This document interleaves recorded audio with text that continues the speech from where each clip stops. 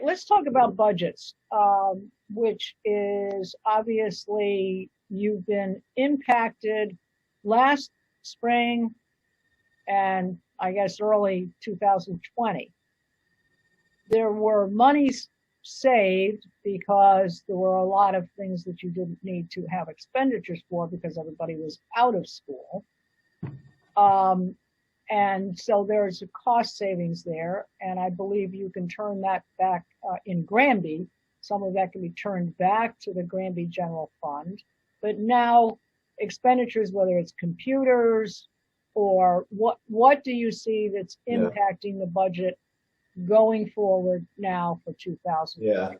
So we were last year, if you recall, when we closed the books, it was approximately over $900,000, maybe about $925,000 that we returned to the town, the Board of Finance, which is great. Right. That's a good thing. Right. Because it was during a time of pandemic. You're right. We didn't use all the money that we budgeted for. This year was a whole different ballgame. That right off the bat, I knew that I was going to be over approximately $200,000 and $250,000, and I shared this with the Board of Ed and Board of Finance, just in custodial and supplies.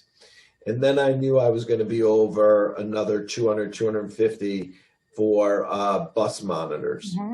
And then some other maintenance and supplies that we needed. So right out of the gate, I was approximately going to be $500,000 to $700,000 over. I think one time in the past 4 or 5 months, we were somewhere over $700,000 in the hole. And as a superintendent, that gives you a pit in your stomach, but also knowing that we were very transparent with the board and the Board of Finance that there were going to be costs to open up.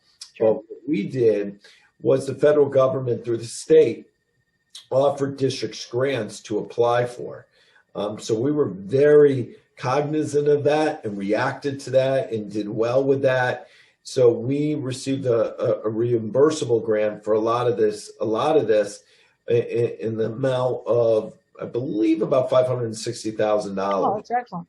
Oh. So didn't cover all of it, but we did a nice job with that. So that now gets us to last night. We actually reported to the Board of Education with our being in the red about 120,000 in special ed, but being in the plus, in the black, in our general ed budget right now of about $70,000. We're only in the red of about $61,000 or $62,000. So net. Yeah. So